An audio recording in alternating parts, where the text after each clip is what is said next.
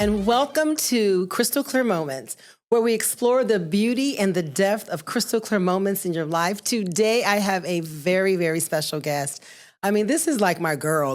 Like, she is there. She is like a sister, spiritual sister, a friend, a homegirl, just somebody that I can just kick it with. And I absolutely love her. So I invite her today so she can share some of her crystal clear moments. But before we dive into it, I want to read her bio. Now, I don't typically read everything in people's bios, but this one here, yes, I need to read her bio. But before I read her bio, I just want to say this, just to give you an idea of just how we're so connected. Of course, she's on one side of the coast. I'm on the other side of the coast. We have not talked about anything. She flew in for an event that she's doing. And when I saw her, we both kind of have on the same kind of gear, our little puffer jackets, our vests, and we both have on our sneaks, our Nikes. So we vibe, and we have a vibe and an energy that's just really, miles and miles and thousands of miles away. So we connect, and we've always connected. So I just want to say that just in case you guys think we're being matchy-matchy, because we did not do this on purpose. But let me go ahead and read her bio. Born in Brooklyn, New York, and raised in Queens, and she will tell you she's a queen from where? Queens. Okay, the Reverend Dr. Keisha J. Agard Williams, better known as Dr. KJ. She's the youngest of 6 children, first generation American born. Her parents are from South America and West Indian roots, so she has a lot of flavor and color and class and just a multitude of different cultures all packaged up into one person, which we're going to see that in our crystal clear moments today. So feel free to share all of what you have. A proud graduate of HBCU. This is interesting. She's a doctor, of course, I said that, but she got her dissertation topic, and the title is Liberated to Love. And it's an evaluation of spiritual healing for sexually abused women of the African diaspora through the arts. So I know we're going to talk a little bit about that. I hope you're going to dig into this and share this with our podcasters, our Crystal Clear Moments family. But through her work, she has an organization. It's called Liberty Life. And then we have Living the Liberated Life, which is a monthly talk show that she talks about. And we're going to talk about that. But she also graces the stages across the world because she's all over the world. I think she's been in 3-4 continents. So, this is a worldwide traveler here. She's in all things, which I love, very diverse in her experience and how she sees the world. But everything is about liberation and liberating of women, her messages, even children, young people. I think even though it's a woman's message, I think your message really goes across all gender expressions, and everyone can really grab and really can wrap around what liberty and liberation's about. So she's also a member of her sorority. She's super active. She's a Delta Sigma Theta sorority. She serves as an active member. She's chaplain. Mm-hmm. And she's also a professor at Medgar Evers College. So you have a lot of jobs. You are just a jack of all trades. Thank you, and welcome to Crystal Clear Moments. Thank you so much to my sister friend, my sister beloved, Crystal. Yes. I want to say thank you so much for affording me this opportunity just to come and share with those that you have been blessing over the last few episodes, seasons. Yes. And I believe God has so much more in store for you. It's not crystal clear yet what God has in store for you. So I'm excited, and I am really delighted to be with you today. Good. Thank you. Thank you so much. So we're going to dive in because this is really all about you. Mm-hmm. So thank you for my honors. I do appreciate it. So let's just kick it off with Dr. KJ. I'm going to call you Keisha because that's what I call you. But I love Dr. KJ. It's just so cool. But Keisha, what was your crystal clear moment your earliest crystal clear moment that really opened up the space that you wanted to be a spiritual healer? Very interesting. I think you initially asked what was my crystal clear moment, but I don't believe that I've just had one. As I enter my 50th year of life, April, turning 50, I look back over the last few years of my life And I see several moments, crystal clear moments that let me know, A, I was going in the right direction, or B, I was going in the wrong direction. And I needed to recalibrate, readjust, reassess, all of those types of things. But I would have to say, one of the earliest moments was when there's so many. I think one of the earliest moments was when I was a child and I began to express my love for the art. And I used art to escape my situation. I was raised in a household where, as many homes are not the perfect ideal Cosby Show type homes, right? And absolutely. so there was alcoholism in my home. There was a domestic violence in my home. There was sexual trauma in my home. Some instances it was known and some it was not known. But the way in which I escaped, as opposed to running away, I remember one of my brothers said, "You can't run away, you can't run away." I wanted to run away from home, but he told me I could not run away from home. And so what did I do? I began to run away in my mind. And I began to say, I want to be an actress, right? I want to be an actress because I can now become something that I'm not. Wow. But as I sat with that, I was able to see within my art how my art impacted people. And I began to hear God, believe it or not, even as a child. Oh, I believe and that. even as a young person, being drawn to music and God speaking through song, God speaking through those different mediums of art. And so that was very powerful. I would say that was one of those crystal clear moments when I realized, listen, you can run away using your art that impacts the heart. So I find a lot of things you said I find fascinating. The one thing is that people discount oftentimes that small children or kids, we have relationship with God and he speaks to us. Yeah. And you were able to you knew that he was speaking to you. Yeah. Like you had the discernment with all the noise, right, going on in your world, you know, not only just being a child, but just all the stuff that's going on in your family, you still were able to tap it and know that what he was speaking to you. So when you would go and you would act out, what was like the first character or act that you did that, you know, that was like, you know, was it a character? Was it like a song and dance? Like, let us know. What was that initial It was one? definitely, it was a character. I remember I was in junior high school and they had what they called Thanksgiving Dragnet. That was the name of the production that they did. And I had the role of one of the housewives in this production. So not housewives of like... No, not housewives of, you know, Phoenix Atlanta, or no. But it was Thanksgiving Dragnet, right? And so what was really cool was the teacher or the director gave us the liberty to be able to do what we wanted with the characters. Oh boy. And I decided not to let my character just be an American housewife. I decided to let mine be a West Indian housewife because that's what I was able to relate to. Yes. Having a Jamaican mother, a Guyanese father. So, you know, my lines, instead of them being what, I don't remember what the line was, but my lines came across with character and with accents and with all of the sauce and spice of a West Indian mother, right? Yes. And so, so I think that me being able to see how that impacted, I mean, the crowd died laughing. My parents were even like, oh my God, you know, they thought it was so funny. And I saw how it changed even the relationship with my parents, them being able to see me. Right. Wow. And I think even with that, Crystal, I would even dare say that a lot of parents don't realize how what happens in the home impacts how their children, their students, their young people engage in the outside world. Oh, you know? Yes. And so my mother was not the vocal one. But and what I performed was not my mother, right? I wasn't emulating my mother, but I did use what I saw as a part of our culture to bring that to life. So, and you were saying you saw how people were laughing and you saw how your parents viewed you differently. They saw your gifts, they saw your talents. And would you say that even then there was some healing going on?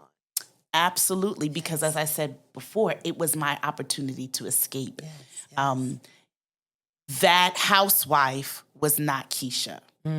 So what Keisha was dealing with, I was able to create the environment that housewife lived in.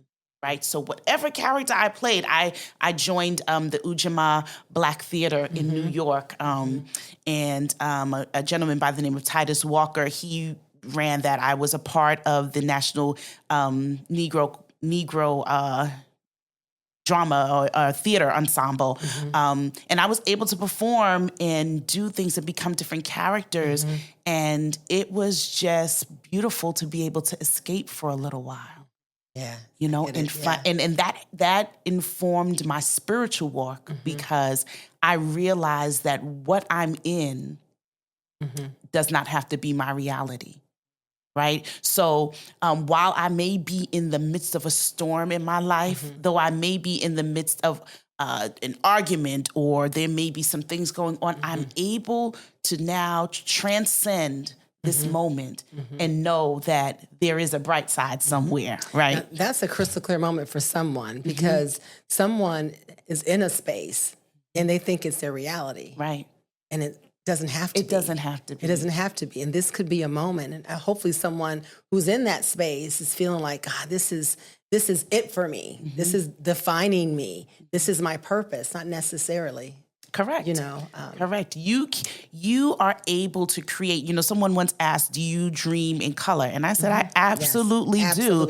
I dream in color because anybody that knows me knows that I'm extra." Oh yes. Right. Extra. Well, I don't even want to say I'm extra because you know that has some negative connotations. I am full. We say it in a positive, loving way. Right. Yes, in a positive. I am full of joy. I'm full of life. Yeah. And one of the things that I love to say is even on my social media outlets that I want to die empty, right? I'm so full. I want to die empty, having used every gift, every talent, every ability that God gave me, right? And so if I'm going to use those gifts, if I am going to live life to the full, right? That I might die empty, then I have to begin to embrace the negative and the positive, right? And see how the Word of God, you know, tells us that all things, not one thing, not two things, not a little, but all things are working together, right? For the good, for those that are the called according to his purpose. And if I am to believe that I have purpose, if I am to believe that he has given me purpose, then listen, what I'm going through is but for a moment. And I can persevere. I'm going through it. Right. I'm not parking here. Yeah. And so in whatever way I have to, if it means I have to listen to a book, if I have to listen to crystal clear moments, right? If I have to find myself praying, meditating, if I have to light incense, if I have to go in my prayer room, if I have to listen to music, if I have to sit in silence, right? Whatever I have to do in order to get through this is what I have to do. Recently, last year in March, I lost my dad, right? And I realized that so many people around me were not experiencing the loss the way I was experiencing the loss, right? And I was not the person who was able to define what grief looks like for you or how you should be, you should be crying 12 tears a day. No, I can't determine that. You can laugh today. You can laugh, cry, go work out, go on a trip, and still be in the midst of grief, right? Yes. And so when I realized that I can't determine how people grieve, I have to go through this the way I feel best. Right. If it means having gentle reminders, if it means looking at his picture each day, if it means listening to his favorite songs, if it means me going in his closet, finding out, Crystal, that my dad's suits fit me, right? Okay. Jackets, I'm sure you're rocking the jackets. And I can go and get these tailor-made to make it look really cute and fabulous. That's and I can honor my dad that way. I love that. And have him with me. Yes. then that's what I'm going to do. Yeah. But that's what helps to get me through. Right. Right? So it's me not thinking about, oh, woe is me, but it's me saying, okay, how can I maximize on this moment? Right? Maximize on the moments that are not even crystal clear. Right. Just the moment. Just the moment. Just maximize. So you're here, and it's a good place. I can tell you're glowing. You feel you've got in a season of your life where a lot of things are coming together. How was it before you even understood this? Before you even knew that all things worked for the greater good? What was that like for you? Well, I had to embrace the dark moments because in the darkness, one of my favorite groups is Commissioned, right? The gospel group Commissioned. That's the group that Marvin Sapp and Fred Hammond came out of. And they sing a song, and in the song they say, how can you walk in the darkness when you represent the light, right? And I was just like, in order for me to get to what I know God has destined for me and planned for me and purpose for me, I got to make it through this moment. And so I've got to find the light within. Yes. Right? Sometimes it's really hard to find the light within. Right. But that also means surrounding yourself with the right types of people. Right. There we go. That means making sure all of your portals, yes, right? What you listen to, what you see, what you ingest, that they are illuminating, right? And that you are able to absorb those things. Because what I realize is we're like sponges, right? We are like sponges. Now, if you put a sponge down and there's a whole lot of dirty, toxic water, it's going to absorb that. And when pressure comes, what comes out is going to be dirty, toxic stuff, water. Right? Yes. But if you put these sponges in places where it's clear, purified water, when pressure comes, what's in you gotta come out. Right? I like to use, because, I have Liberty, right? Which is my tea brand. I like to use the whole concept of tea bags, right? Making sure what is in our tea bag is good for you and healthy for you, right?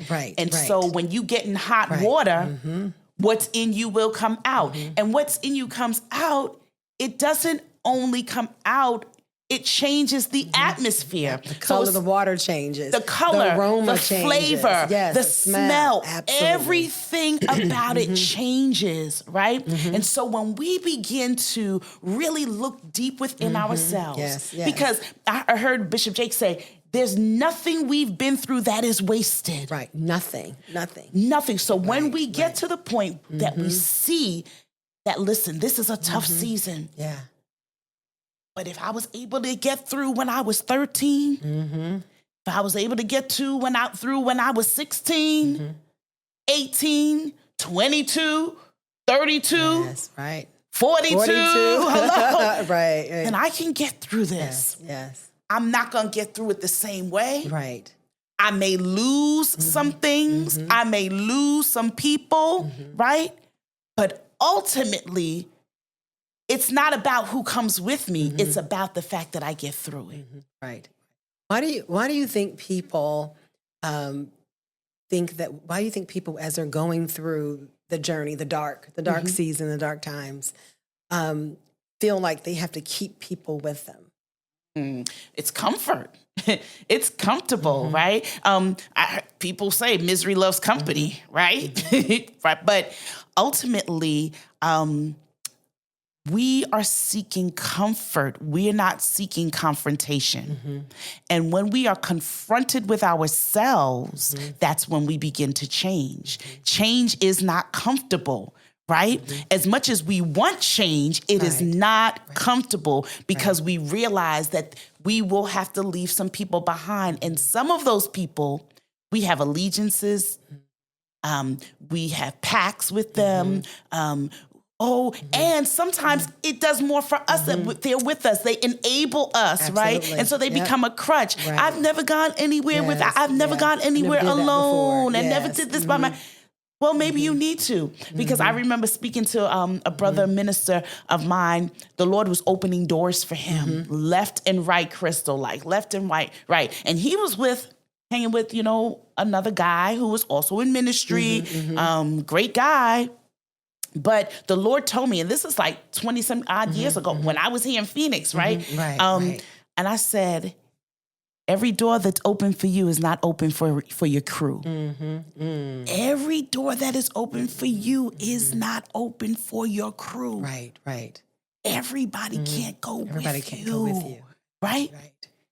That doesn't really feel good, because the reality is we have friends. Right. I love my friend. I want her to experience this. Right. But everybody can't handle where God is taking you. No, not at all. And they can ruin Yes. next level blessings. Yes, absolutely. Right? They can block them, ruin them. Sometimes they steal them. Right. Because they don't have the capacity. They don't have the maturity. Right. The muscles that have been worked in me in those dark moments. Right. They help you in the light. They help me when I go into the light. Absolutely. Right. Yes. So in those dark moments are working these muscles. They're working, when I moved up from being like the youth pastor at every church, right? I moved into a position where I was the chief of staff and assistant to the pastor, Different muscles. Completely different muscle group. But I had to learn with the kids. Because how many of you know that there are a lot of adults that act just like their kids? Okay, I don't know if you guys find this funny, but I do. That you had to learn from the kids how to deal with the grown people. Okay, that's a moment. Because and you know what's interesting though, Crystal? I remember being at one church and, they were fussing about, oh, these kids are this, these kids are that, these kids, of course, there's lack of understanding, generationally and things like that, right? But I had the nerve. I don't know. The Lord wasn't bridling my tongue. I had the nerve to say, well, they're just a reflection of you all. Well, that doesn't sound like nerve. I think I've heard you say that. So I don't know. But they were offended, not just offended. They were offended. Capital O, bold. Okay, they were offended, right? Because how dare you? Right. But what I realize is people don't ever want to be, it's not cool to be corrected. Right. Like, people don't like being corrected. That's the truth, right? But people don't. Yeah. You don't want somebody to tell you, oh, your slip is hanging. Yeah. Something as simple as your slip is hanging. People get all boogered up and ridiculous. Yes. Right? Wipe your nose. You got something. Nobody wants, those little corrections. Tell me. Please tell me. Don't have me walking around with stuff going on no, please tell me. But what has happened to many of us is we've become comfortable with walking with the booger, walking with the toilet tissue or our slip hanging, right? And nobody ever saying anything to us. So that becomes our normal. Right. It's been said like this, that there's some folks that went to visit a foreign country, right? And the people in that land did not wear deodorant. They didn't, they washed, but they didn't wear. Very common in a lot of countries. Yes, they don't wear deodorant and they don't wear like fragrance lotions and things like that. They wash daily. Right. Yes, yeah, they're clean. And they're in the river and they're washing and stuff. They're not at Bath and Body Works, right? They're not at the Tom Ford counter. You know what I'm saying? They're not doing that, right? But they're washing. They're clean. They don't have Secret or any of that stuff. Yeah. So now this group of people go and they're like, oh my God, these people stink. Oh, they stink. Meanwhile, those people in their own language are like, oh my God, these foreigners came and they stink. They stink, right? That's because you are now bringing your customs, your mindset, your thoughts, your way of life into a totally different environment, right? So now who's really stinking is the question. Who is really the one stinking? All perception. It's all and perception. Experience. Absolutely. Yes. Right? And so I think what we've gotten comfortable with is people have surrounded themselves with people that smell the same. And when somebody who smells different or brings a fresh wind in, it's stinky. It's stinky. Odd. It doesn't, and they can't receive it. I think that blocks your moments, because crystal clear moments are happening to you all the time. All the time. If you're open. So I think earlier you and I had a conversation just before we got here, and you were saying that as we were coming here to the studio, even though you lived here, it looked different. Yeah. And you're looking at it like more with intention, like paying attention. Same road, same mountain. You've seen that mountain a million times. You've seen this valley a million times. You've been here, I think, once a year. I mean, you've been here, you lived here. Yeah. But it's all about your perception and where you're at, your intentions. If you want to pay attention to the moments that are just all around us. But if we're so rush, or if we're so, comfortable in our circle, moments aren't going to get in because they're the same. Just like rinse, wash, recycle, that whole little rinse, what is it, and keep going. And God is always wanting to speak to us. He always wants us to have these moments. But we get into this routine, right? And I love to ask people, what is your rhythm of life? Yeah. What is your rhythm? Because I'm musical, right? What is your rhythm of life? What is your routine? How do you wake up in the morning? Things like that. Yes. Routine is important. It's important, but you cannot be so married to it that when God begins to speak, God begins to move, that you can't move. Right. You have to be pliable in this thing. You got to be able to move and shake and get up and go. And there was a woman that I knew years ago who was like, "Oh, I know the plan of God. I know God." And I was like, "You do? I want to know all the plans." Okay. She was like, "Oh, no, you know the map." And I was like, the word says, "I know the plans," meaning He knows the plans He has for me. But we don't know all the plans. So how you know? That's the beauty of it. That's the mystery. That's the journey. That's the faith. That's right. That's what you can. That's what that you have this in your heart that you can't wait to see. You have this excitement inside of you, like what's around the corner, what's going to show up next, what's on the next page. You're excited for that because we don't know the plans that He has for us. And if we knew, we'd probably mess it up. We'd mess it up. Right? So I tell people all the time, you've got to lay back some time and give God the opportunity to blow your mind. Right. You're praying for mind-blowing blessings, but you are not giving Him space or room. I was watching Chosen before I got here, right? I was watching Chosen, and the episode where they were out there fishing all night and and they weren't catching any fish, right? They were in their ritual. They were in their routine. They were doing the same old, the same thing that they do, and they were doing it out of desperation. Now they encounter Jesus. Jesus says, "Hey, push out into the deep, throw your net on the other side of the boat," right? And they're looking at Him like, Jesus, look, we've been here all night. I tried that already. Nothing was going on. Ain't nothing going on. We been here, done that. How many times have you and I said, I've been there, done that. I'm not doing this again. Last time I was embarrassed. Last time I was hurt. Last time, they lied on me. Last time they stole from me. Last time. But God is saying this time, because you did the last time you did it in your own power, your own strength, right? Yes. You were doing it out of routine or out of ritual. Now God is pulling you out of your routine and your ritual and says, go to the other side, cast your net. And what happens? That net was so full that they couldn't even pull overflowing. Stuff. It's overflowing, right? Overflowing. So I don't know, that might be a crystal clear moment for somebody that God is saying for them, even in this moment. I know you've been in ritual. I know you've been in routine. I know you've been doing the same thing. Oh, I dated the same guy. Oh, I went to the same place. Oh, I've tried that business before, right?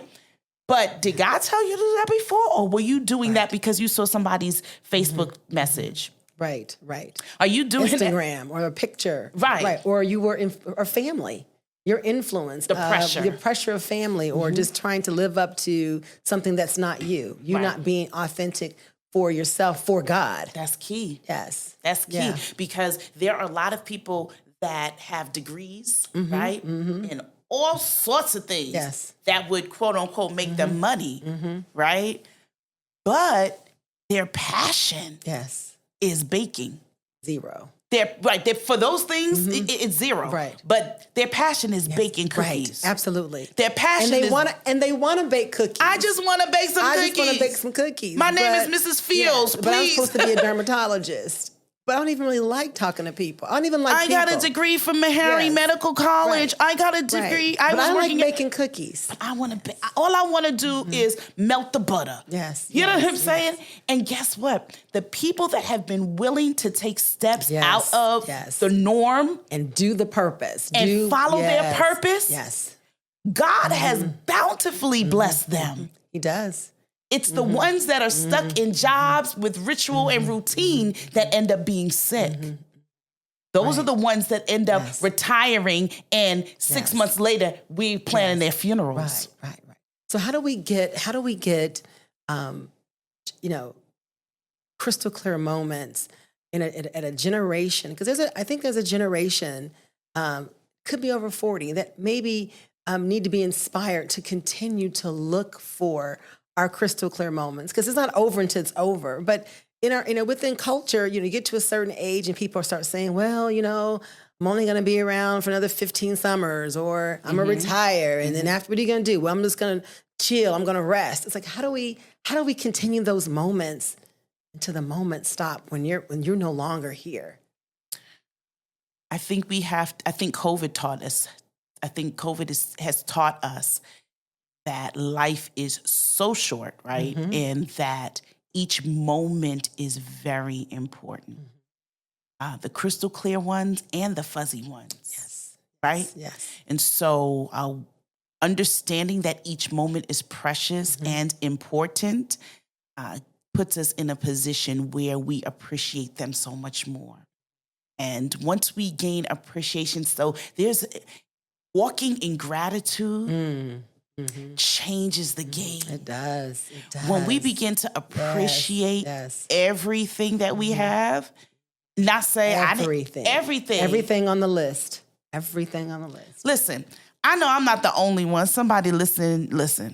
We done gained some pounds, right? But with every pound I've gained, hallelujah. Oh, Lord. With every pound I've gained, I'm able to say, Lord, I thank you. Because there's somebody who is losing weight in the hospital right now. They want that pound. They want that pound. There's some people now, Some people can have... you can have a couple of these pounds. Listen, I won't even charge you for these pounds if you want some of them for free, right? But the reality is, the things that we take for granted, the things that we are like, oh, I don't want that. Oh, I don't like that. Oh, I don't. There's somebody who will die for those things. And so when we look when you ask the question, how do we get young people to really focus in on these crystal clear moments and things like that, it's really helping them to see that they have to walk in gratitude, how blessed they really are. Absolutely. I think I was sharing with you a story. I was at a party and a lady looked really great. And people were commenting how beautiful she looked. She's older, mid-60s, and she was like bragging, I'm 65. Look how great I look. And my response was, you should, because and I don't think we really think about the fact that we have food, we have options for healthy food. She would be considered part of the 1%. That privilege allows you to look your best. You have the best education. You live in a very healthy environment. You have access to health equity. A lot of people don't. So I kind of expected you're supposed to be that person. Now, your mental health, I can't check that because I don't know. That's a whole nother conversation. But I don't think that, that we really look at the privileges that we have. And it's not even a white privilege thing, right? This is not. It's not a white. This is a Black person. Right. So I'm talking about culture because oftentimes we want to think of privilege, white. And I'm not talking about that. I'm talking about someone who looks like me and same gender. And us not recognizing our privilege and being grateful for and understanding the value that it brings us. Access to good food, access to healthcare, access to education. But when you feel like you're entitled, if you feel entitled, then you're not going to see that it as this is what it's supposed to be. This is the standard that was set for me. This is, this is just who I am. And that's a blocker. It's a blocker. Even I've done mission trips. Like I love mission. Yes, mission is is one of my passions, right? And so I've gone to other countries. Yeah. I mean, I remember going to the home of my father's home country, right? Guyana in South America, right? And we went to use the restroom, and the lady was like, wait, I have to go get some more water to, pour the water so that you're able to flush, right? And I was like, oh, okay, I'll wait. Because I knew that there was a ministry brewing on the inside. Hallelujah. And so I didn't want anything lingering. Rice and peas are ready to come. I didn't want nothing lingering, right? And I didn't want to be embarrassed. So, but when I look at that, I'm like, I could go home and just flush my toilet and there's no problem. And we don't even know. Like, bye. Like, where do you go? It's not even a second thought. It's not a thought. It's not a thought. And so for that person that you were just, referring to, they are those people on that island that come to those people that come to that island and say, oh, it smells here. Yeah. Right? And not knowing that we smell, or you're the stinky one and we're fresh and clean. Right. They don't see that. Yeah. Because all they've really been exposed to, and it's just like, my niece was saying the other day, it was interesting. We were talking Christmas time, and we were like, I wonder how certain people feel when they see certain things on TV. Yeah. They don't watch that channel. Right. Yeah. They don't tune into that, so they don't watch see what's that. Comfortable. Right. Think about your YouTube channels. Think about your, what you listen to. Right, what channel? right. I love in New York. I love Channel 7 Eyewitness News. Right. When I go to my mom's house, sometimes she has it on Channel 2, and I'm like, why are you watching that? Yeah. That's not my weatherman. That's not my newscaster. I was raised in this house, and you always did Channel 7, so I do Channel 7. Right. It's different. It's new. Right. I was accustomed to it a certain way. Now when I come back and it's different, now it's like, okay, I can see somebody has a different perspective. Right. I can see there's a different light. But these people, they never go outside of their comfort zone. They never go outside the circle.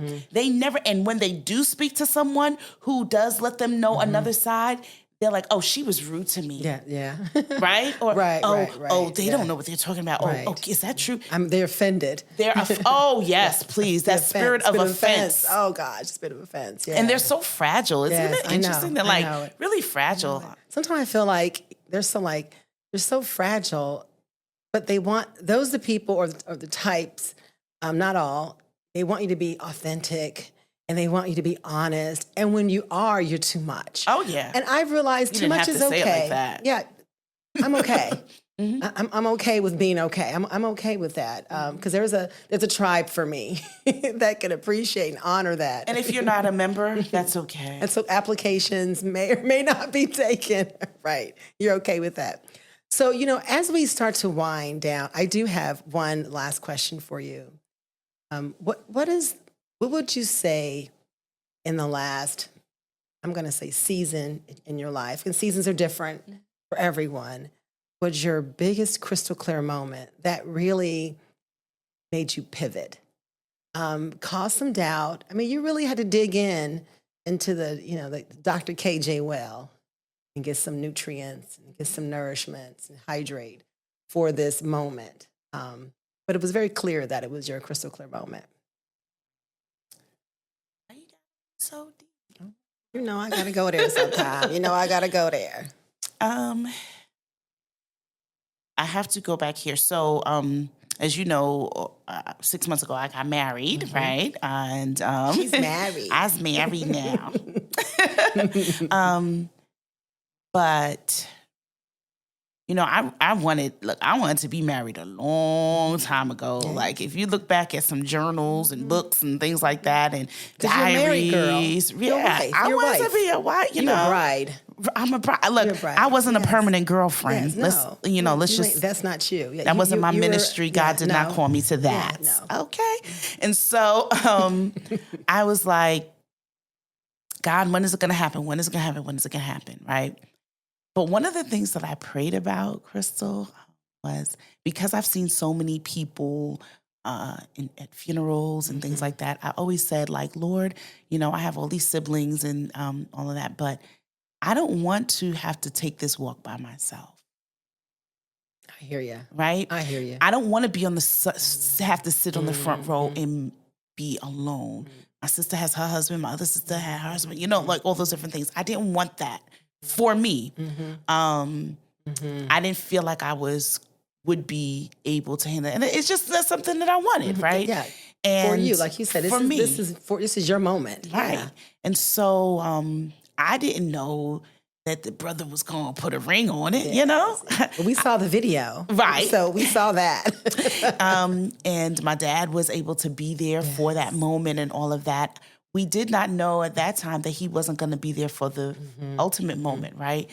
But I realized when I was sitting in the church at the funeral, and he was sitting right behind me. He wasn't my husband yet. He was, we were just engaged still, but we were preparing for the wedding, and he was right behind. Had your back. And he had my back, right? And I was just like, that was like a crystal clear moment that God reminded me, like, I love that. you don't have your dad, but there's somebody that has your back. Love it. Love it. Right? Love it. And love it. that was one of those moments for me that made me just say, God, you really love me.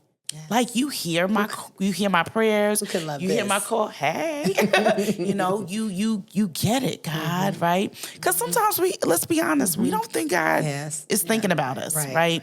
We don't think God cares. You got all this stuff going on, and what about here I am, this little piece in the world of all that you are managing.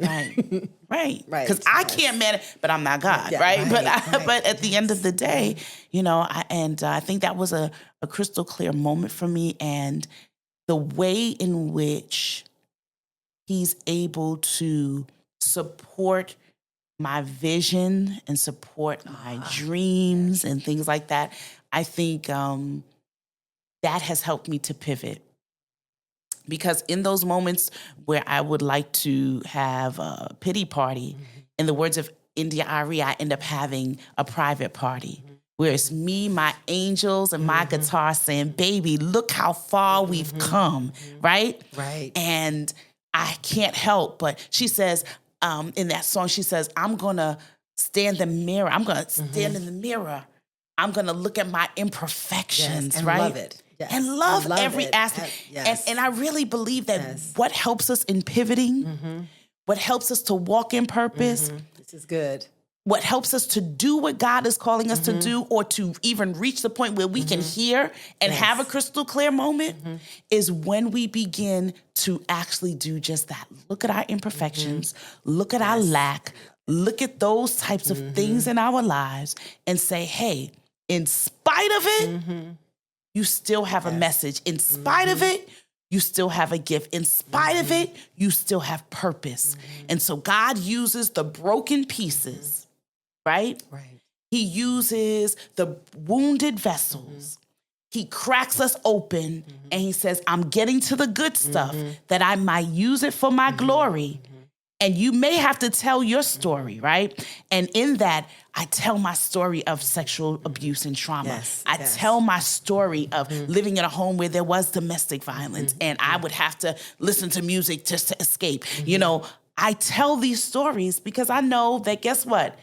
If I can make it through that little girl, that little boy who is sitting at home. In that play, right? Or sitting in their mother's car listening to Miss Crystal's Crystal Clear Moments podcast, right? The kid is just sitting in the car. Their mother is playing it.